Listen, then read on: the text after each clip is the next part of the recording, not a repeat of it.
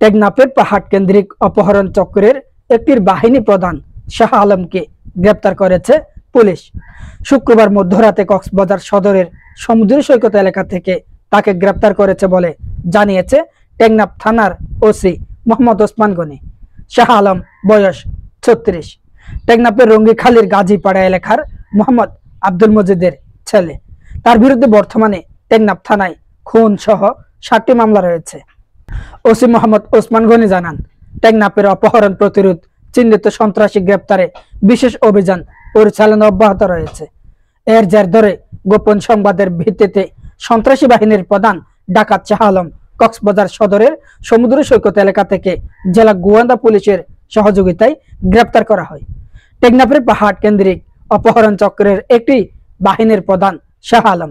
জিজ্ঞাসাবাদে শাহ আলম জানিয়েছে, রঙ্গিখালী এলাকার গহীন পাহাড়ে 40 থেকে 50 জনের একটি অপহরণ চক্র গড়ে তোলে। সাম্প্রতিক অপহরণগুলোর মূল ভূমিকায় ছিলেন তিনি। তার নেতৃত্বে গহীন পাহাড়ে অস্ত্র তৈরির কারখানা গড়ে উঠেছে। ওসি জানান, গ্রেপ্তার শাহ আলমকে দুপুরে আদালতের মাধ্যমে কারাগারে পাঠানো হয়েছে। পুলিশের তথ্য বলছে, গত 1 বছরে টেকনাফের বিভিন্ন এলাকা থেকে 117 জনকে অপহরণের ঘটনা ঘটেছে। এর মধ্যে 59 জন স্থানীয় বাসিন্দা, বাকিরা রোহিঙ্গা নাগরিক। অপহরণ হওয়া পরিবারের তথ্য বলছে, অপহরণের শিকার ব্যক্তিদের মধ্যে অন্তত 51 জন মুক্তিপণ দিয়ে ছাড়া পেয়েছে। এর মধ্যে গত 9 মার্চ নীলার পূর্ব পানখালী এলাকা থেকে অপহরণ হওয়া মাদ্রাসা ছাত্র সোয়াদ বিন আবদুল্লাহকে 22 দিন পর উদ্ধার করা সম্ভব হয়েছে।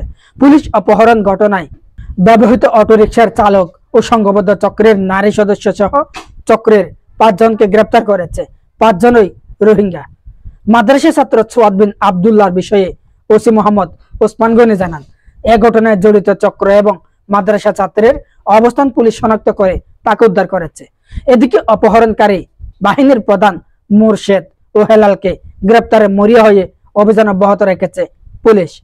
এই 2 জনকে গ্রেপ্তার করা সম্ভব হলে এই অপহরণের ঘটনা পুলিশ নিয়ন্ত্রণ করতে সহায়ক হবে বলে জানিয়েছেন ওসি। আমাদের যে অভিযান টিম রয়েছে প্রত্যেকটা এলাকায় কিন্তু আমাদের সাব ইন্সপেক্টর রয়েছে এবং তারা কিন্তু এই সংবাদগুলো নেয় এবং আমরা কিন্তু সম্মিলিত হয়ে আপনাদের এই এলাকার নিরাপত্তার জন্য অপহরণ প্রতিরোধ আমরা কাজ করে যাচ্ছি এবং তার প্রমাণ হচ্ছে এই শিশুটিকে আমরা উদ্ধার করতে সক্ষম। আপনারা জানেন যে এখানে আমরা ইতিমধ্যে 17 জনকে কিন্তু গ্রেপ্তার করেছি। এই 17 জনের মধ্যে তাদের পরিবারের সদস্যরা কিন্তু রয়েছে। বাকি যারা রয়েছে অবশ্যই তাদের যারা এই অপহরণ কাজে সহযোগিতা করবে, যে কোনো ধরনের সহযোগিতা করবে, আমরা সেটা অবশ্যই আমলে নিব এবং তাদেরকে প্রপার আইনগত ব্যবস্থা নেব। অচিরেই অপহরণ সুন্দর কোথায় নেমে আসবে। গত কয়েকদিন আগে 10 জন অপহরণ করেছিল, তারাও মুক্তিপণ দিয়ে ফিরে এসেছে। কিন্তু প্রশাসনের নাকের ডগায় ঘোরাঘুরি করলেও তারা কোনোভাবে টের পায় না। এবার সোচ্চার হয়েছে আইন শৃঙ্খলা রক্ষাকারী বাহিনী।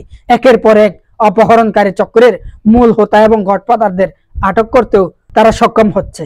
তবে কি ফিরবে টেকনাফ উখিয়ার এই অপহরণ বাণিজ্য? এবার কি বন্ধ হবে উখিয়া এবং টেকনাফের অপহরণ বাণিজ্য? আমরা কি স্বস্তি পাবো কক্সবাজারবাসী?